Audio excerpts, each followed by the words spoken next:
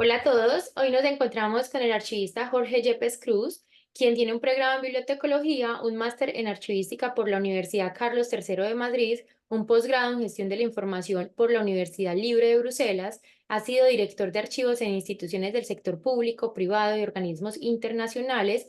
También es docente universitario de archivística y gestión documental en la Pontificia Universidad Católica de Ecuador, Universidad Andina Simón Bolívar, entre otros, y es miembro fundador y expresidente de la Asociación Ecuatoriana de Archiveros, AEA. Hoy el profesor Jorge Yepes nos aceptó la invitación para compartir un poco sobre cómo se ha desarrollado la transparencia y el acceso a la información pública en Ecuador, que es un país vecino de Colombia y que, digamos que acorde también con un curso que se ofrece en la Universidad de La Salle por mi parte, pues me parece muy pertinente poder hablar de estos temas, sobre todo en la actualidad donde la mayoría de países, especialmente hablando de Latinoamérica, ya han desarrollado leyes de transparencia y acceso a la información pública. Entonces, antes de todo, profesor, muchísimas gracias por aceptar la invitación a mi canal, por querer compartir sus conocimientos y experiencias relacionados con la transparencia, acceso a la información y su articulación con la gestión documental en un país vecino como es Ecuador. Muchas gracias, Nelly. Muchas gracias por esa presentación también. Y pues para mí un gusto poder compartir a través de tu canal de contenidos archivísticos con los colegas que están interesados en estos temas, tanto en los temas técnicos cuanto en los temas de aplicación misma de la archivística, en este caso, la archivística aplicada al acceso a la información. Gracias, profe. Entonces empecemos por un poco de historia y saber, bueno, Ecuador tiene una ley de transparencia y acceso a la información desde el 2014, desde el 2004, perdón, ya la estaba confundiendo con Colombia, pero antes de eso, pues pasaron muchas cosas porque las leyes no surgen de la nada, ¿cierto? Hay todo un proceso previo y qué bueno poder conocer la historia de Ecuador con relación a esto.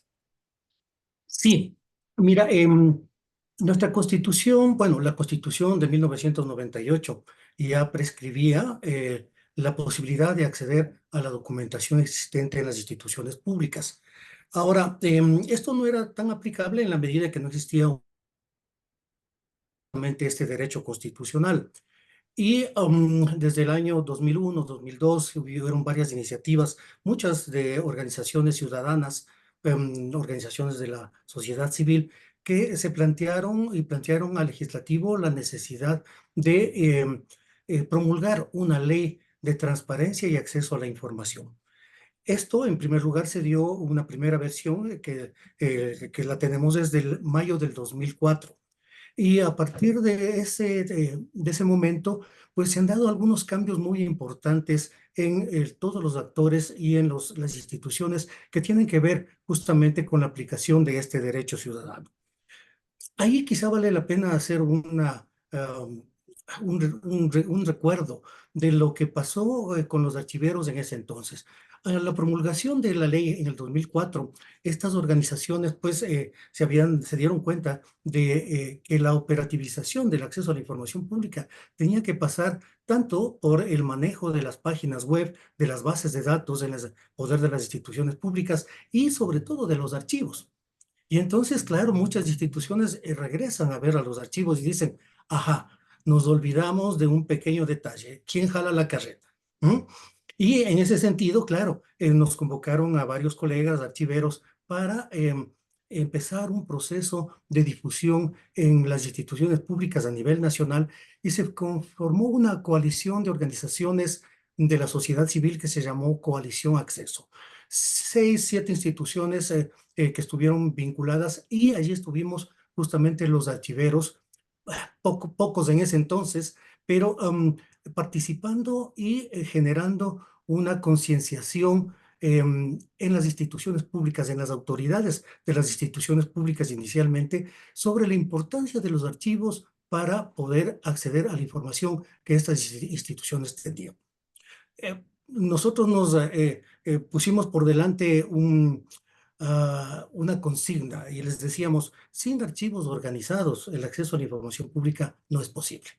Y detrás de esta consigna, pues pudimos acceder a las instituciones, a las autoridades, generar espacios de sensibilización, como dice nuestro colega peruano Cosar Llanos, nos tocó hacer un proceso de alfabetización archivística un proceso de alfabetización con diversos actores, las instituciones, sus autoridades y los que manejaban la información, que en este caso eran funcionarios públicos, pero sobre todo archiveros. Y en ese sentido, claro, fue un proceso muy enriquecedor que permitió sensibilizar y también posibilitó que las instituciones y las autoridades del gobierno regresaran a ver a los archivos. Ese proceso de evangelización, como otros compañeros y colegas lo llamaron, no fue fácil. ¿Ah? Fue golpear puertas, pero la existencia de la ley nos abrió muchos espacios a los archiveros. Eh, Gracias por tu presentación de mi perfil, pero tengo que aclarar que yo vengo del área de la gestión de la información y de la archivística más específicamente. Y en ese sentido, claro, no soy un experto en temas de carácter legal, pero nos tocó también a nosotros montarnos en ese tren y aprender muchos aspectos en torno a lo que implicaba la legislación y en particular la legislación de acceso a la información asociada también a la legislación archivística que en nuestro caso viene o data del año 1982. Es decir, nuestra ley del Sistema Nacional de Archivos es mucho más antigua que la ley de transparencia y acceso a la información pública. Ahora, eh, al pasar de los años, prácticamente 18 años después, pues existen nuevas iniciativas de parte de instituciones del Estado, como el caso de la Procuraduría, no es Procuraduría, de la Defensoría del Pueblo, de ONGs asociadas o relacionadas con el manejo de información y sobre todo las que están más cerca a lo que es la comunicación social. Se habían hecho varios análisis durante todo este tiempo sobre la efectividad de la ley del 2004 y se habían justamente visibilizado que no todas las normas que estaban contenidas, las regulaciones que estaban contenidas en esta ley eran lo suficientemente fuertes como para que las instituciones se sientan obligadas. Y además también analizando la institucionalidad que debía supervigilar la pues obviamente la aplicación de la ley. Y en ese sentido, pues se da un nuevo proceso legislativo y en el año 2022 se genera una nueva ley del Sistema Nacional de Archivos. Como ustedes saben, en nuestro caso, la legislación ecuatoriana, pues hay una colegislación, podríamos decir, tanto de la Asamblea Nacional cuanto del Poder Ejecutivo.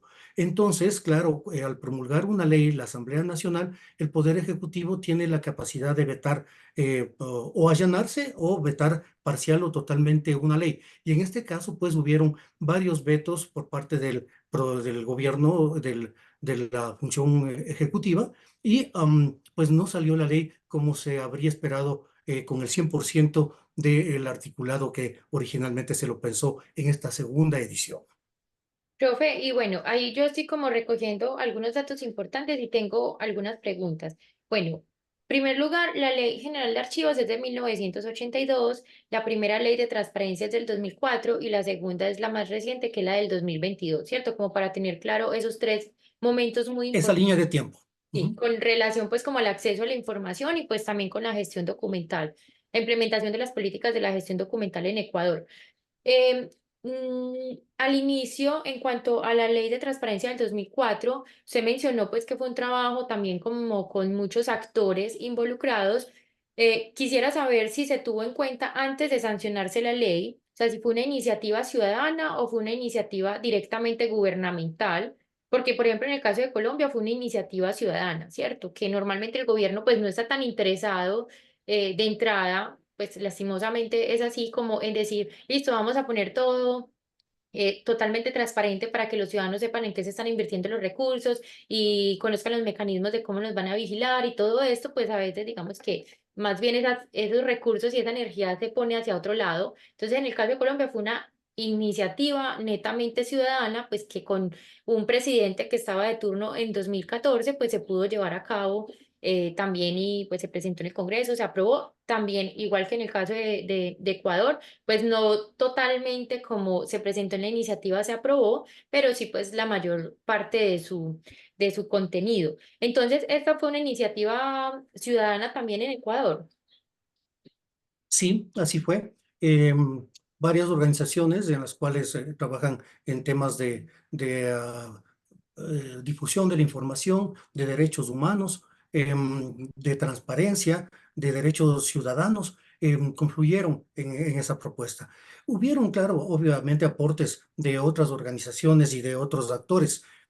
Hubieron aportes no suficientes y quizá, como decía yo, fueron distorsionados algunos aspectos que fueron planteados originalmente también por archivistas ecuatorianos que fueron consultados para la promulgación de la ley. No obstante, claro, en esta nueva versión, en la versión del 2022, pues también se enmarca en un nuevo espacio constitucional.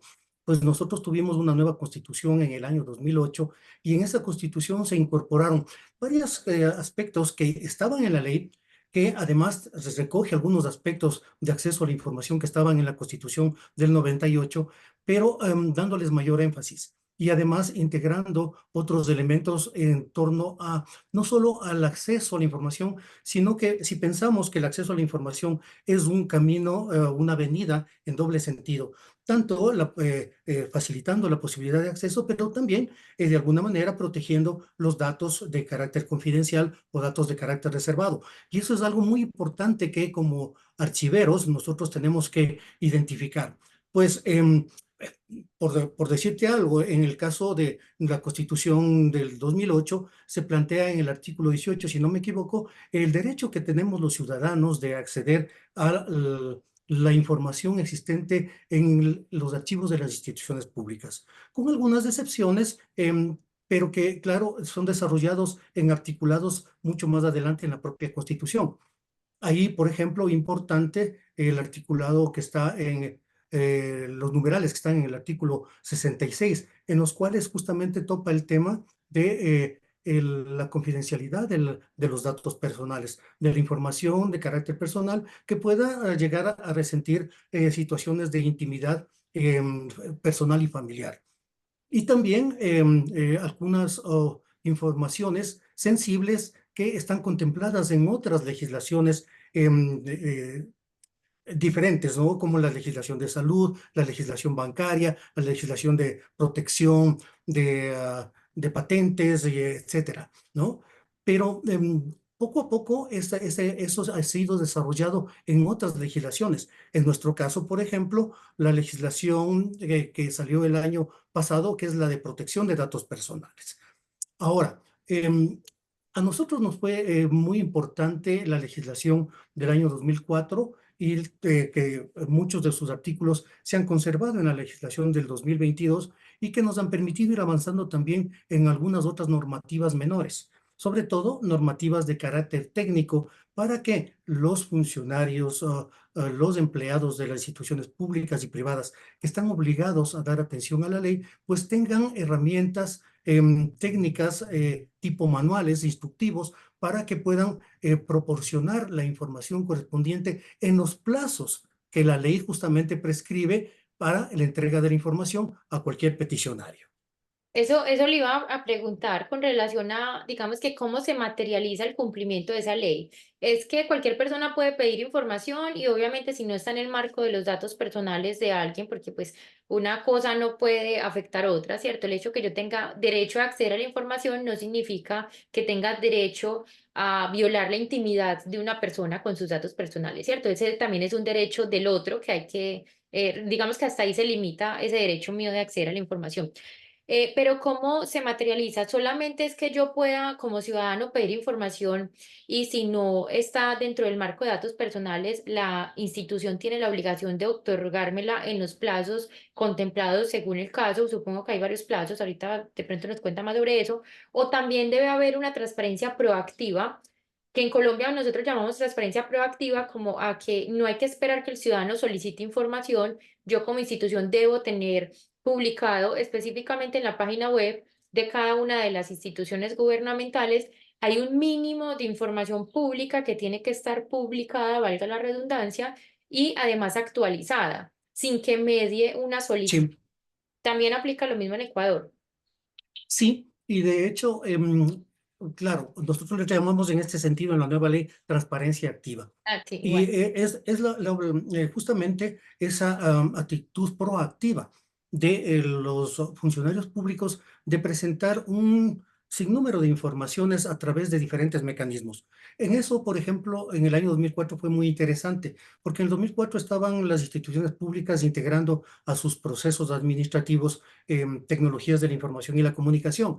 Entonces, claro, una de las limitaciones cuando se planteó de que esta información, la información de las instituciones públicas sea publicada en una página web, muchas instituciones decían, vea, yo no tengo internet, no tengo cómo dar acceso, con un sinnúmero de argumentaciones de carácter técnico-tecnológico. Entonces, claro, en esa legislación se incorporó y se puso un anexo que decía, bueno, publíquela por cualquier medio. Entonces, la voluntad es lo que usted debe tener, la voluntad de transparentar, la voluntad de que las instituciones den a conocer y pongan bajo el escrutinio de la ciudadanía en general toda la información que ha generado en la gestión de su o en la administración de su institución. Y en ese sentido, claro, se planteaba la posibilidad de que si usted quiere ser transparente, puede publicar en un boletín su información, puede publicarlo en una cartelera o puede buscarse mecanismos imaginarios, imaginativos para publicar esa información. Es decir, el objeto de la ley era publicitar toda la información, que no haya restricciones de opacidad hacia la ciudadanía en general y al mismo tiempo, claro, con un efecto también al interior de las instituciones. Si usted tiene disponible y organizada su información, pues va a poder ejercer una mejor gestión, va a poder realizar y atender los pedidos ciudadanos en menores plazos de tiempo. Y eso justamente quienes somos los llamados a organizar, a sistematizar y a poner disponible la información, pues los archiveros. ¿M? Y Así es. entonces ahí tenemos un rol importantísimo y creo que ese rol también hay que visibilizarlo en esta doble digamos, una doble papel, doble rol que tenemos los archiveros, porque también somos ciudadanos. ¿M? Y somos ciudadanos que acudimos a instituciones públicas y privadas en busca de información para nuestros fines personales.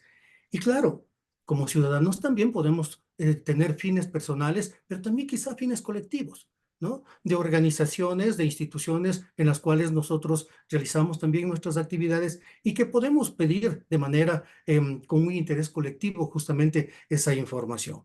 Entonces, nuestro rol como archiveros no tiene que estar tampoco despegado de nuestro rol ciudadano y de un rol ciudadano que además está haciendo que se respete nuestros derechos al acceso a la información, que como todos conocemos es un derecho humano, ¿no? Está en la Declaración Universal de los Derechos Humanos el derecho que tenemos todos los ciudadanos del mundo a acceder a información y a difundir información. Y eso nuestra Constitución, por suerte, lo ha acogido, además de otras normas supranacionales de carácter regional y subregional, que también promueven el acceso a la información pública como una filosofía de transparencia y de gestión de las organizaciones. Y también nosotros hemos planteado justamente que el aporte que desde la archivística estamos dando es a la construcción no solo de organizaciones más eficientes, sino también a estados más eficientes y a estados más democráticos. ¿Por qué? Porque al poner de manera activa, como tú justamente lo decías, la información al servicio de los ciudadanos, es decir, sin esperar que el ciudadano venga y me haga una solicitud de información, pues al poner esta información al servicio de los ciudadanos, estamos contribuyendo al fortalecimiento de las instituciones, a la lucha contra la corrupción y al mismo tiempo, ¿sí?, a un cambio quizá en el paradigma democrático, de pasar de una democracia representativa a una democracia mucho más participativa, en la medida en que tenemos información o porque nuestra ciudadanía está más informada y como tal puede ser más propositiva, al mismo tiempo que fiscalizadora. Entonces, miren cómo desde los archivos estamos dando un aporte muchísimo más allá del que originalmente no lo habíamos pensado. Es decir, nuestra función técnica de conservar, de organizar información para el servicio a los ciudadanos, para el trámite ciudadano del día a día. creo que hemos trascendido en ese sentido y por eso es que los archiveros hemos actuado y hemos participado de manera muy activa también en la promulgación de estas nuevas normativas que tienen que ver con nuestra función diaria. Así es, profe. Y eso lo conecto como con otra pregunta y es el tema de los usuarios, que si bien usted mencionaba, o sea, nosotros somos archivistas, yo a los estudiantes les digo, nosotros hemos estado, o sea, somos quienes están a veces detrás de la vitrina atendiendo o a veces somos el usuario que solicita información en cualquiera de las instituciones públicas y privadas con funciones públicas y de hecho hasta privadas y ahí lo conecto con otra cosa, es que el derecho de acceso a la información, al ser un derecho fundamental y un derecho humano, como usted lo mencionaba, es un derecho clave, llave. Lo mencionan como un derecho llave porque permite abrir la puerta para acceder a otros derechos que nosotros tenemos como humanos. Entonces, claro, al ser un derecho fundamental que nos permite acceder a otros derechos, pues se convierte en total, digamos que le da una importancia mucho mayor y por lo tanto la responsabilidad que tenemos como archivistas para mantener la información organizada y debidamente conservada, pues va a garantizar esto no solamente para nosotros como usuarios también, sino para nuestras familias, nuestros amigos, nuestros compatriotas, nuestros países vecinos, pues depende, ¿cierto? Como hay todo. Y quería hacer una pregunta porque Ecuador es un país, al igual que Colombia, multicultural y digamos que hay mucha población indígena.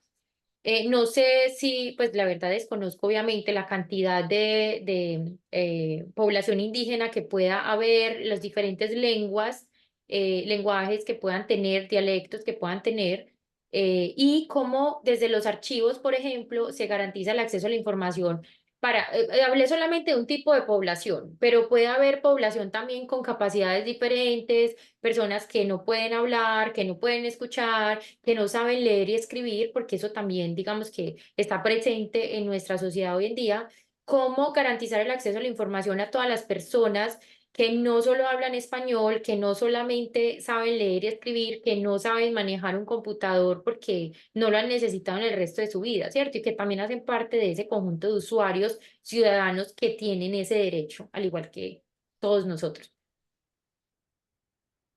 Sí, sabes que el punto que tú topas es súper importante e interesante. Y, y también creo que la premisa es que los archivos, em, pues somos unidades de servicio por excelencia. ¿M? Así deberíamos contemplarlo, como unidades de servicio. Todo lo técnico que hacemos en backstage, detrás del mostrador, en los espacios de procesos técnicos, tienen una finalidad, o así deberían ser considerados. El brindar servicios de información y documentación a los usuarios lo más amplio posible. Cuando me refiero a usuarios, hablo de todos los usuarios y en ese sentido, pues, la singularización de determinado tipo de usuarios, pues justamente es una de las de los retos que tenemos nosotros, porque no hemos tenido aún la capacidad de ir singularizando determinado tipo de servicios que permitan unos servicios más inclusivos, podríamos llamar. Em, lo que tú lo planteas justamente tiene que ver con esa am, posición de empatía que debemos nosotros tener hacia los otros ciudadanos, hacia los otros seres humanos, ¿no? No solamente desde el punto de vista del archivero, sino diría desde el punto de vista humano. Em, ¿Cómo me pongo en los zapatos del otro para poder servirle mejor? Eso podría ser un eslogan de nuestros servicios archivísticos, ¿no? Y obviamente, claro, con cada uno con sus particularidades. Por ejemplo, lo que tú dices me parece, si bien en la constitución de nuestro país está contemplado que el Ecuador es un país plurinacional y con diversidad cultural, pues la constitución de 2008 es una constitución, yo diría que bastante progresista en nuestro caso y contempla justamente a los grupos y minorías de distinto tipo dentro de los derechos. En este caso, en lo que plantea el artículo 18 de nuestra Constitución, que todos los ciudadanos tenemos derecho a acceder a la información pública, desde ya, eso es un precepto muy amplio. Todos los ciudadanos. Ahora, ¿cómo le aterrizamos eso al día a día para que eso se convierta en realidad? ¿Cómo desde los archivos nosotros podemos dar esas facilidades de inclusión? Para poblaciones que no hablan la lengua castellana, ¿sí? Que es la mayoritaria en nuestro país, para los pueblos y nacionalidades indígenas que están, según nuestras estadísticas, están entre el 8 y el 10%. Bueno, se podría analizar si es que esas estadísticas pues son totalmente confiables o a qué responden esos números estadísticos. Podemos pensar en las personas porcentaje muy alto y en una diversidad de tipos de discapacidad, personas no videntes, personas sordas, personas con limitaciones de accesibilidad, hasta físicamente, hacia los archivos, o personas que sencillamente no tienen posibilidades de acceso a través de las tecnologías de información y comunicación, o porque viven en espacios rurales en donde ni siquiera existe energía eléctrica y menos internet y menos accesibilidad a las páginas web donde está la información de acceso a la información pública, o porque sencillamente no tienen la capacidad, en este caso, informacional o de conocimientos informacionales para acceder a una computadora o sencillamente no tienen el expertise para hacer una solicitud inclusive por escrito a una institución pública. Entonces, en ese sentido, hay que generar un sinnúmero de herramientas, herramientas que van desde los procesos que ahora están muy difundidos en la administración pública y privada, que son procesos digitales y acceso a servicios y productos digitales, hasta aquellos otros más tradicionales, en que la gente pueda escribir en una página: necesito tal información sobre los gravámenes de mi terrenito que está ubicado en la montaña tal. ¿Mm? Y es que eso es parte de nuestros retos y obviamente también se presenta como una oportunidad para aquellos archiveros que son muy sensibles y están justamente trabajando en espacios que están fuera del espacio o del entorno rural o sencillamente fuera de las capitales de los países o las capitales de las provincias o los departamentos. Porque a veces también tenemos nosotros una visión desde la capitalidad, de una visión como que así medio de estereofónica, y tenemos toda una visibilización de que eso pasa en el resto del país y no es así. ¿Mm? Entonces, claro, tenemos que, según los lugares en que nos encontremos, ir adaptando esas posibilidades de acceso a productos y servicios. Y que, obviamente, contemplando las necesidades y particularidades del el universo de usuarios que debemos atender. Profe, y bueno, ahí digamos que para resaltar algo que usted ha venido contemplando, yo lo menciono mucho en clase, no importa si es primer semestre, si es último, no importa el curso, le reitero mucho a los estudiantes que si bien nosotros estamos en la universidad aprendiendo técnicas para organizar y mantener la información conservada y establecerle tiempos de retención, disposición final, y digamos que aprendemos una cantidad de instrumentos, de procesos, de teoría, de paradigmas, una cantidad de cosas. Todo eso tiene sentido si yo voy a poner al servicio de los ciudadanos, de los usuarios en general, esa información.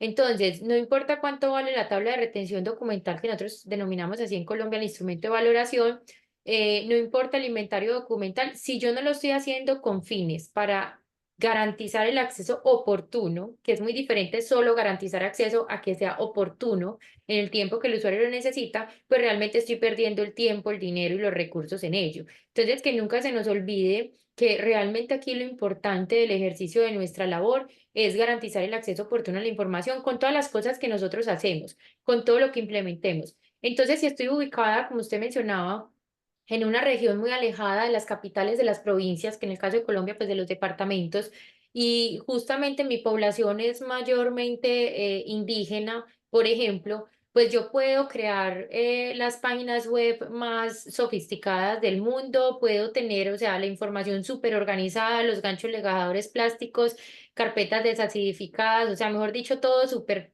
bien, pero eso no va a garantizar el acceso a la información a personas que no se comunican a través del español o que probablemente no accedan a un computador porque viven en unas condiciones que por su cultura pues son otras, ¿cierto? Sin decir si son mejores o peores, ¿no? Porque pues cada uno obviamente vive también su mundo y su vida de acuerdo como con los recursos y con lo que tiene. Entonces, es yo como garantizo que esas personas que se van a ver beneficiadas con acceder a la información realmente lo puedan hacer y por eso algo que le aprendemos mucho a la bibliotecología y que se ha venido desarrollando especialmente con el profesor Luis Fernando Jaén de Costa Rica, que él ha trabajado mucho el tema de estudios de usuarios. en los archivos, que es algo muy propio de la bibliotecología, pero que ya es hora que en los archivos también lo comencemos a implementar, y es poder hacer una caracterización, un perfilamiento, quiénes son mis usuarios, cómo los formo, que usted también mencionaba mucho un tema al inicio, y es participar en esa alfabetización archivística. Yo cómo realizo formación de usuarios de acuerdo con las herramientas, con, bueno, con todo lo que se está implementando para garantizar que eso que yo estoy haciendo sí tenga sentido para las personas a quienes quiero llegar, ¿cierto? Dígame, profe. Sé que está... Verás, Sí, me parece chévere. Topaste algunos temas, ya los tomé nota, ¿no? sí. Uno de los temas es el tema de la información oportuna. ¿M? Es Ujú, decir, para eso la legislación, en este caso, en nuestro caso, la ley de transparencia, determina unos plazos para atender la información solicitada, es un plazo de 10 días. Es decir, cuando hablamos de plazo, estamos hablando de 10 días de corrido, ¿no? En el calendario. Si hoy estamos 6 al 16 tengo que atender esa información, con una salvedad de que por algunas dificultades, volúmenes de información o necesidades especiales de la información, pues se pueden incorporar 5 días más a ese plazo. Es decir, 15 días de plazo es lo máximo que tendríamos. Ahora, si no tenemos organizada la información, si no la tenemos técnicamente sistematizada, pues no vamos a poder en principio responder a la demanda de información en los plazos que nos da la ley. Ujú. Entonces, sí son muy importantes los procesos técnicos, todos estos que tú has mencionado. em, y dentro de esos procesos técnicos, ¿no es cierto? El tema de la organización, de la catalogación, de los plazos de retención, los procesos de conservación, los procesos de gestión documental que son transversales, etcétera. Todos esos son importantes. Pero cuando nosotros retomamos y dentro de la práctica docente, pues nosotros le ponemos a todos estos satélites anclados a un círculo central, que es el servicio. ¿Mm? Es el totalmente. servicio el que debe justo ser mandatorio en términos de nuestras actividades técnicas y la incorporación de aparatos tecnológicos y la incorporación de procesos tecnológicos tanto en las instituciones cuanto hacia la sociedad, ¿no? Entonces, me parece que es básico, lo uno. Lo otro que tú planteabas y que justamente el colega peruano, Cosar, él hablaba de la alfabetización informacional. La alfabetización informacional en nuestro caso, la alfabetización archivística, mm, pues tiene varios destinatarios. Una, las propias instituciones. ¿M? Segundo, los ciudadanos. Y cuando hablamos de ciudadanos, estamos hablando de un universo súper amplio. Si hablamos de que nuestros países justamente están autovisibilizados como países con múltiples nacionalidades, en las que habrá algunos grupos poblacionales mayoritarios y otros minoritarios, pero claro, los servicios que podemos dar a unos y a otros tienen que ser diferenciados. ¿M? Y la ley también de alguna manera faculta eso. ¿Por qué? Porque si viene una persona del sector rural, un agricultor, y me dice, mire, necesito encontrar una información relacionada a mi predio, ¿no? Y claro, le digo, pues hace la solicitud, venga, y yo le entrego un dispositivo electrónico en el que le digo, aquí está la información. Y este señor va a decir, vea, yo no tengo un dispositivo para leer esto. ¿M?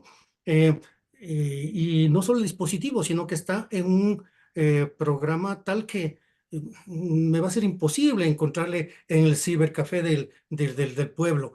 Y, y entonces, claro, nosotros tenemos que entregar y saber entregar la información en los soportes, en los formatos que sean útiles para los usuarios, ¿no? Estoy poniendo un ejemplo muy casual, pero esto implica también grados de especialización en nuestra formación. Pues no es lo mismo atender a personas con discapacidades audiovisuales o personas con deficiencia visual o personas sordas o personas con otro tipo de discapacidades que atender a una persona que no sufre de esas discapacidades. Entonces, ahí tenemos nosotros tareas pendientes, digo yo, ¿no? Y esto no solamente es una tarea pendiente para los archiveros, sino para el Estado en su conjunto, de lo que yo puedo revisar.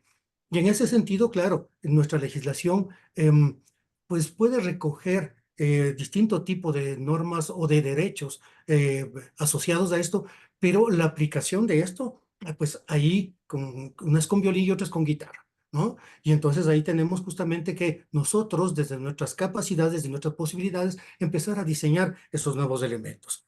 Am, no sé, creo que se me quedó alguna cosilla por allí pendiente. No, ya, eso era todo pues con relación a esos estudios de usuarios, formación de usuarios, el tema, no sé si quieres decir algo sobre Sí, la... sí, el tema de los estudios y la formación de usuarios es eso, ¿no? Mm, La bibliotecología nos ha dado y nos ha llevado nos lleva alguna ventaja en torno a los estudios de usuarios. Y claro, son usuarios de acceso a información amplia, abierta. Los estudios de usuarios de acceso a la información archivística son diferentes. ¿M? Es decir, nosotros tenemos que hacer análisis mucho más, eh, digamos, perfilados a cada tipo de usuario, porque tenemos usuarios que vienen de los medios de comunicación, de la academia, de la ciudadanía en general, pero habrá otros usuarios o que son mucho más exigentes u otros que necesitan mucho más apoyos.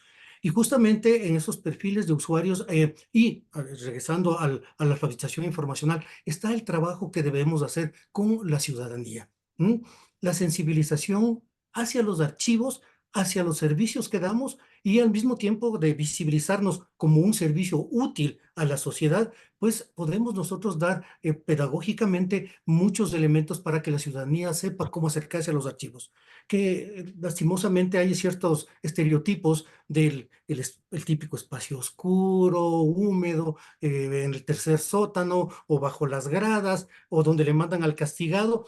Esos estereotipos aún se siguen presentando, no están en el imaginario de la ciudadanía y hasta de los propios profesionales, o sea, no solo de la ciudadanía. Y claro, en ese sentido, claro, nosotros deberíamos, y tenemos ahí otra tarea pendiente, que es el de trabajar en la formación de usuarios desde las tempranas edades, desde total. los niños, que al niño no le resulte ajeno, no tenga que aprender una materia de acceso a la información pública en la escuela, en el colegio, en la universidad, sino que le sea tan natural que él sepa que además es su derecho, desde pequeñito, ¿sí? Hasta cualquier edad en su vida, que tiene el derecho de acceder a la información pública y que hay un Estado que le debe brindar o garantizar ese derecho y que hay unas personas que nos llamamos archiveros o gestores documentales como ahora gestores de datos, no sé, pero archiveros en general, archiveros, archivistas, archivólogos, ¿no? Que somos los que damos ese servicio y que no estamos para poner bajo 10 barrotes la documentación, sino que por el contrario, son archivos de puertas abiertas y pongo comillas porque tampoco podemos abrir los repositorios de manera indiscriminada, pero sí que sepan que los archivos son espacios de puertas abiertas para el acceso a la información, ¿no? Entonces, lo que tú planteabas sobre los estudios de usuarios también son estudios, pero especializados en nuestro tipo de usuarios y en sus necesidades específicas. Ahí puede ir el tema también de la lengua. Si hay personas que no solamente, tenemos mucha población en movilidad humana en nuestros países y entonces tenemos personas que hablan francés, que hablan lenguas árabes, y entonces ahí tenemos nosotros que ir justamente pensando en cómo dar servicios adecuados y oportunos a ese universo de usuarios. Así es, profe. Quiero que ese tema da para hablar 2 y 3 horas seguidas porque la transparencia se presta para hablar de muchísimas cosas, de un tema legislativo, de un tema de historia, de usuarios, de la labor de los archivistas detrás de la vitrina o detrás de bambalinas, como usted lo mencionaba ahorita, justamente garantizando que los gobiernos puedan cumplir con estas exigencias que realmente son un derecho que no debería ni siquiera estar contemplado como un derecho, eso debería ser algo natural en los seres humanos, ¿cierto? Pero bueno, Sí, y sin embargo hemos avanzado mucho con relación a lo que pasaba en la Edad Media y con lo que pasaba pues incluso en el siglo pasado, entonces es algo también como de reconocer y además, como yo siempre le digo a los colegas, es de saber que nosotros tenemos una participación activa en el cumplimiento de esta norma de estas normas en diferentes países. Profe, yo creo que con esto es suficiente. Por ahora al menos quedamos, digamos que con una idea también muy general sobre lo que es la transparencia en el caso de Ecuador, cómo se ha venido desarrollando, eh, que hayan dos leyes en estos momentos también habla bien en el sentido que se toma muy en serio el tema de transparencia y que aún con la constitución nueva del 2008 de Ecuador, pues se consideró necesario reformular la ley de transparencia y digamos que ponerla más acorde con la realidad actual que esté viviendo el país. Esto dice mucho sobre la intención, las buenas intenciones que puede tener también el gobierno con relación a dar cumplimiento a todo esto. Entonces, mis felicitaciones desde Colombia, como colombiana, por esta labor. Esperemos que ya no en algún momento no se vean estos cumplimientos de estas normas solamente en un territorio nacional, sino que de hecho pueda ser algo global, porque es un derecho humano, como lo mencionábamos ahorita, entonces no debería estar tampoco limitado a solamente como a las restricciones que cada país tenga, sino que sea un derecho universal. Bueno, universal pues en el sentido de que sea al menos del planeta Tierra. Entonces, sí. Entonces, profe, muchísimas gracias nuevamente por aceptar mi invitación. Muchísimas gracias por compartirnos de manera sucinta y muy clara y precisa todo lo que pretendíamos hacer en este encuentro. Para mí siempre será un placer tenerlo a usted y tener a los colegas presente en estos canales y que podamos compartir con otros esas buenas prácticas, esas lecciones aprendidas y poder seguirnos conectando. Muchas gracias por la invitación. Como tú dices, bueno, tenemos al menos una normativa, una legislación existente, tenemos que aterrizarla al día a día. Como archiveros tenemos un rol muy importante, fundamental. Como decía al inicio, nosotros somos los que jalamos la carreta. ¿M? Dale. Tanto con documentos físicos cuanto con documentos digitales y la incorporación de otros elementos en nuestras unidades de información, lo cual representa un reto y que estoy seguro que todos lo vamos a asumir. Y que, claro, obviamente son procesos tan acelerados que a veces también nos abruman, ¿no? Ni bien aprendíamos las preguntas, digamos, las respuestas, nos cambiaron las preguntas. Y bueno, esa es parte de nuestra dinámica. Yo solo quería una cita, porque Claro que sí. a veces el tema de la transparencia se le ha asociado últimamente a la promulgación de las leyes de transparencia y acceso a la información, que tienen aproximadamente, la mayor parte en Latinoamérica tienen aproximadamente unos 20 años. Pero yo encontré una cita de una profesora, y es lo que estaba justamente tratando de encontrarle, porque me parece que es muy decidor de lo que ha sucedido desde la década de los 60 aquí en nuestro país. Ingrid Parmus, una archivera norteamericana que vivió acá en el Ecuador en esa década, pues dio aportes muy importantes entre el 60 y el 70 em, en torno a la formación de archiveros en ese entonces. Y ella ya decía, ¿no? Los archivos son herramientas fundamentales para garantizar el funcionamiento adecuado de las instituciones, pero sobre todo garantizar los derechos de los ciudadanos. Es decir, hace más de 50 años ya había archiveros y aquí en el Ecuador ya se hablaba sobre el tema de los derechos de los ciudadanos, que son justamente los archivos garantes de esos derechos en términos de acceso a la información. Y no debemos olvidar que como servidores públicos, pues las leyes de acceso a la información lo que nos van a permitir es revalorizar el rol que nosotros, el papel y los servicios que nosotros prestamos a nuestra sociedad. Eso va a ser fundamental para que nos visibilicemos y socialmente tengamos un reconocimiento como el que nosotros nos merecemos y que a veces nosotros siempre lo decimos nuestros eventos, no nos reconocen, somos la última rueda del coche. No, pero claro, mientras la sociedad sienta, o empiece a sentir nuestros servicios y el trabajo que realizamos, será la sociedad la que se encargue de justamente ponernos en el sitial que nos corresponde. Así que mil gracias por la invitación nuevamente y a las órdenes cuando tú gustes. Gracias, profe. Gracias, profe. Eso que usted mencionó también nos permite, de hecho, asignación de más presupuesto y está asociado con la democracia participativa que usted mencionaba ahorita. Yo creo que hay mucho para hablar acá y digamos que este es un muy buen inicio para otras posteriores conversaciones. Profe, muchísimas gracias. Entonces, nos vemos en una próxima ocasión. Que esté muy bien. Gracias.